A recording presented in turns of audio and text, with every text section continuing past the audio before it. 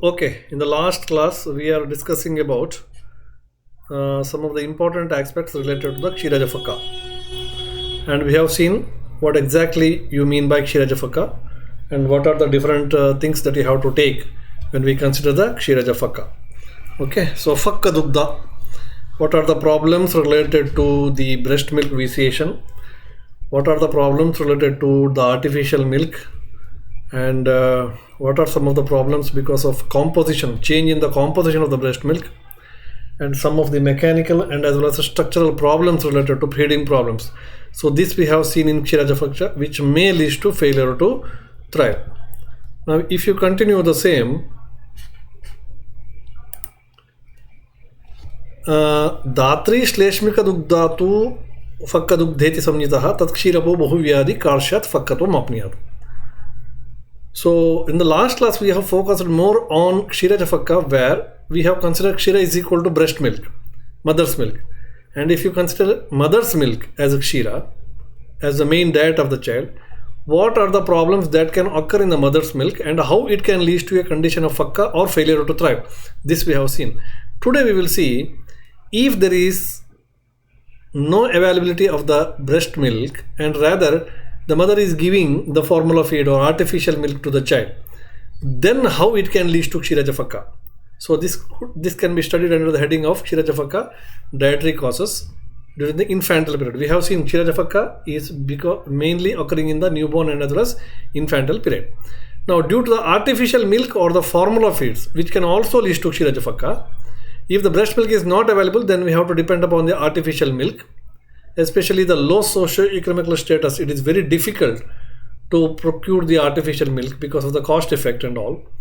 So usually in the low economical status, it results in over dilution, whereas in the rich people or high economical status, usually it leads in under dilution.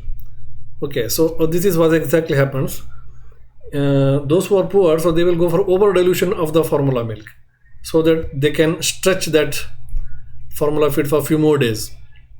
And those who are well aware, so they can also commit mistake by giving the under dilution. So they think that if you give more concentration, if they give the more concentrated milk to the child, and the child will thrive well, but it is not so.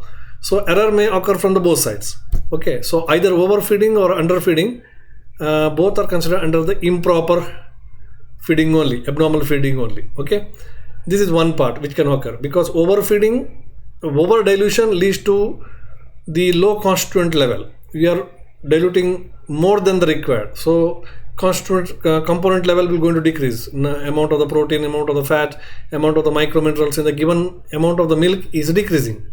Suppose if you are giving under dilution, that means more concentrated milk to the child, that is also not good because it changes the osmotic constitutions. Okay, there will be more sodium given to the child and that leads to water retention, and therefore the child may looks very hefty.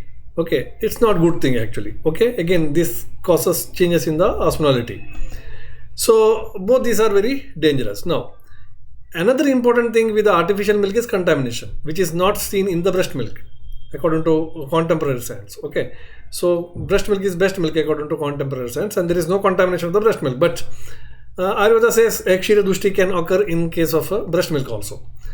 But otherwise when you take the artificial milk, contamination is a big problem. Okay, contamination of the breast milk, contamination of the artificial milk or any formula milk or the bottle which you are using for the formula feed feeding, and the contamination of the milk or the bottle while feeding and its consequences like recurrent infections and recurrent diarrheal episodes, so may lead to FTT in the long term.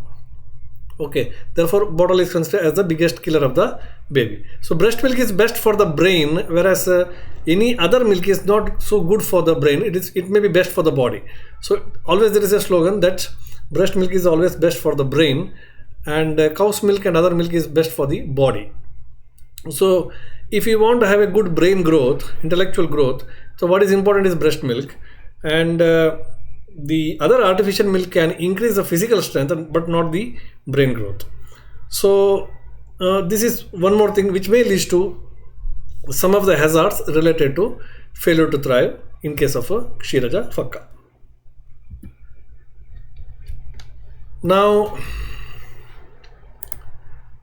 Kshiraja Phakka lead into immunocompromisation. If you look into the shlokas of Kshiraja Phakka, when this type of practice, whatever so far I have explained, related to the breast milk, related to the artificial milk, bottle feeding and contamination of the milk, everything, okay, or Kshira doshas, etc. So when this has been done for a long time, when the baby was fed with such a milk for a long time, then they say Tat Kshirapo Bahuvyadi. Okay, so when baby in the infantile period consume this type of milk for a long time, which is qualitatively and quantitatively very poor, so then that leads to the emaciation in the body of the baby, and growth chart will fall. There is growth flattering, which is nothing but Phakka. And he says as Tat Kshirapo Bahuvyadi.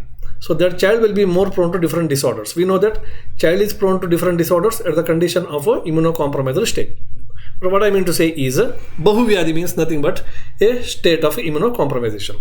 Then again the same practice when continued, it leads to Karsya, emaciation, general debility, emaciation, or cachexia. And afterwards, if the same is considered, that leads to Phakkatvam apniyat. So this is how the pathology actually progress in case of a Kshiraja Phakka. So he says everything in a very short.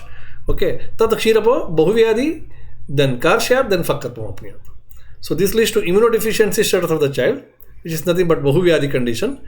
And then Bahuvyadi leads to Karshatva, emaciation, a loss of body fat, and growth chart falls, and then that leads to complete debilitating stage, that is Phakkatva. Child is not able to stand, not able to walk, only crippling. Child is crippling.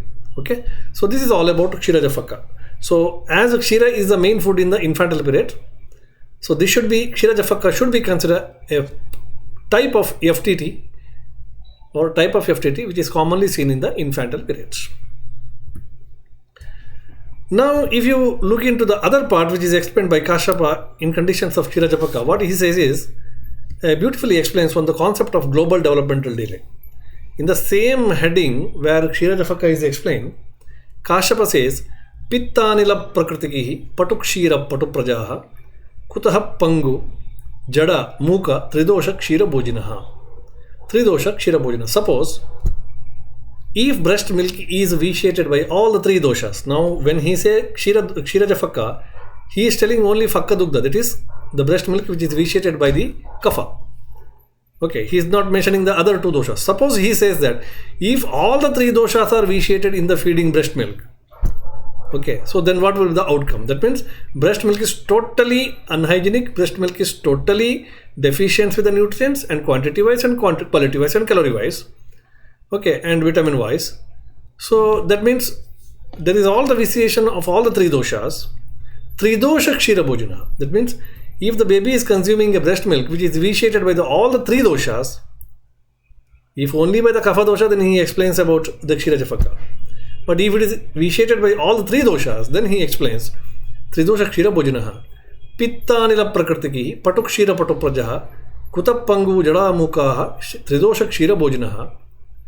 So that means if he gives one or two criteria there. Okay. So if the mother is pregnant again and again, that means Patuprajaha, multiparous woman. Patukshira, if the taste of the Kshira become Lavana Rasa.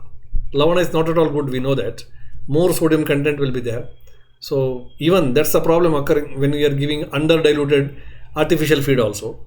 Okay. So, or whenever you are giving the artificial feed or artificial milk, etc., always there will be problem related to sodium concentration. Okay. So that leads to fluid retention in the body. Now, Patukshira, if the taste of the breast milk is Lavana Rasa and mother is a multiparous woman, then if the mother is Pitta Anila Prakriti, Pitta and Anila Prakriti, mother, producing a Lavana Rasa Yukta breast milk, especially in a multipara woman, okay, and then because of all these factors, when the baby consumes the Tridosha Kshira of the mother, because mother has got all these clauses, okay, so because of this, if the baby is consuming the Tridosha Kshiras, then the outcome in the baby is very important. So what is this? Kutaha Pangu Jada Mukaha. Okay, Kuta Pangu Jada Muka. So 3 important things can occur. One is Pangu. Pangu refers to child is not able to walk. That means Pangu refers to delayed motor developmental milestone. Gross motor functioning is delayed. Gross motor functioning is delayed. One of the domain is gross motor. So that is delayed. Pangu. Jada refers to the state of less intelligence, or you can say the cognitive milestones. Okay, Jada, mental retardation and cognitive milestones. And then Muka refers to the linguistic milestones, language milestones. That means 3 important domains are affected. One is a motor developmental milestone, the motor domain. Another one is cognitive domain, and another one is a lingual or linguistic domain. So we know that when more than 2 domains are get affected, usually we will call that condition as global developmental delay. This is now not specific developmental delay. This is an example of global developmental delay. So this is nothing but a Kshiraja Phakka, especially when the mother is giving Tridosha Dushita Stanya to the baby, provided with the Pitta Anila Prakriti of the mother, and also mother producing more Lavana Rasa Yukta breast milk, that too in a multivarous woman, okay, already delivered many babies. In such condition, there is a chance of development of global developmental delay. So this explanation is very clearly given by Kashyapa in the concept of a Kshiraja Phakka. Okay, so Pangu, Jada and Muka.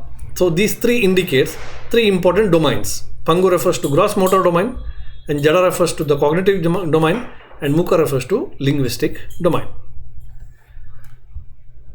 Now with this we have completed the Kshiraja Phakka. So next, now we will look into the Garbhaja Phakka.